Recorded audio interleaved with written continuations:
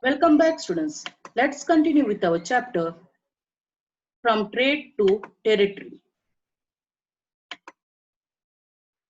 In this chapter, last day, we had seen how the Britishers had entered our country and how they had created problems. Trade was carried on with the arms and trading posts were protected through the fortification. See, a trade was carried on with arms nowadays. Why? Because the competition had increased. As you know that the product was less and the competitors were more now in the market. And they wanted to buy the product at the lowest price possible and sell in their country at the highest price so that they can earn more profit. But this was not possible because now Dutch was there, Portuguese were there, French was there, English was there. All these people were together. They wanted to reduce this competition. So now their trade started with arms. Not only they were fighting among themselves, but they were fighting with the local rulers also for this purpose.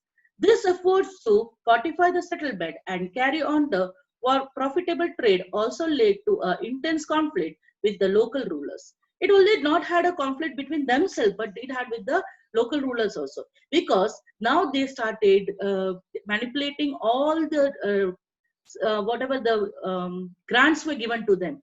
They were misusing them. They started manipulating that. They started using them according to their benefits, and this created a lot of problems and the conflict increased among them. The company therefore found it difficult to separate trade from politics. Let us see how this happened. See here, when this conflict started with the ruling countries, they found it very difficult to have separate themselves from the politics, because now they had to enter into the politics. And as you know, that company was totally supported by their country, so they could rule. They could go further with whatever they feel like, and they were knowing that their country will support them. The first English factory was set up on the bank of the river Hooghly in 1651. So here, the first factory was being set up there. From where they were going to have the trade. Okay, for that purpose, they had taken this from around this. They had taken the permission for this purpose, and they had started their trade there. And now they were only trading at present. Okay, and they got all sort of facilities also, all sort of concessions also from the king. This was the base from which the companies traders known as the time factors operated. See, during that time, who were known as the factors, they used to operate from this place, from this factory. Okay, they were the traders. They used to carry out the trade in this region.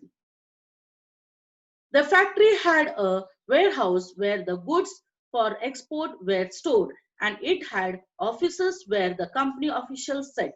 See here, they had the warehouses, the storage where the things have been stored. That is called as the warehouses. Okay, go down, what we say in Hindi.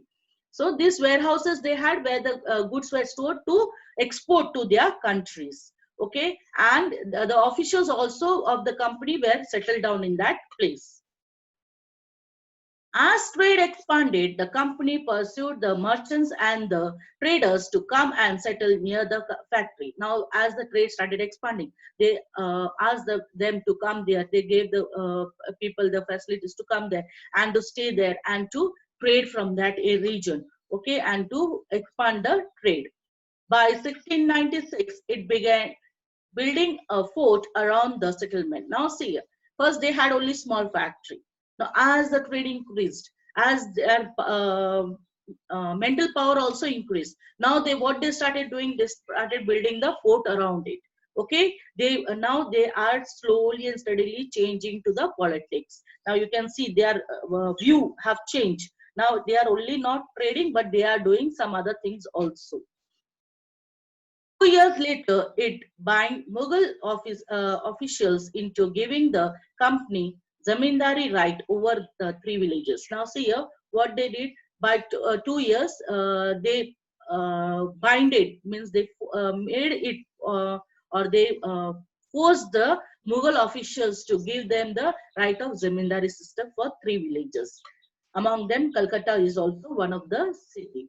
One of this was Calicut, which later grew into the city of Calcutta or Kolkata as it is known today. Okay, these are the different names in history which it is known as.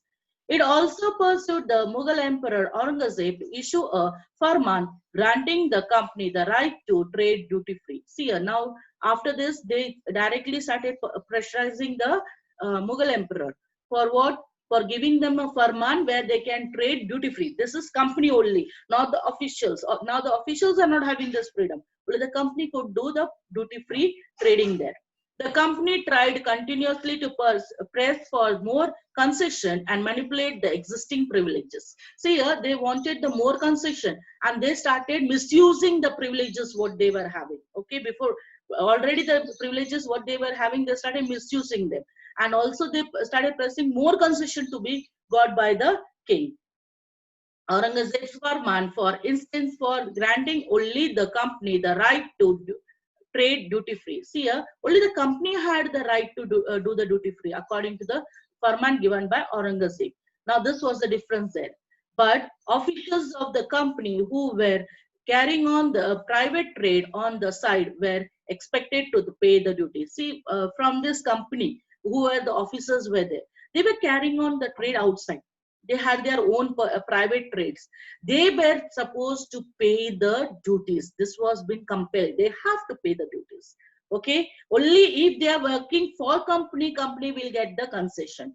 But if they are working privately, no relation with company, for their own benefit, then they have to pay the duties. But these officials did not accept this.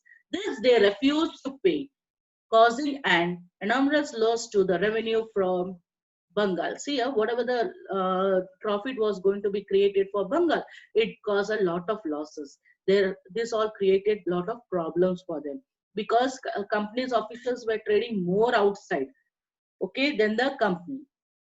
How could the Nawab of Bengal, Murshid Quli Khan, not protest? So here, if a country is facing a lot of problem, Murshid Quli Khan, who was a ruler of Bengal, how couldn't he protest? After Aurangzeb's death, you know that Murshid Quli Khan, he had declared himself Indian independent and he was ruling independently. Now his region was being affected. His region was the richest region.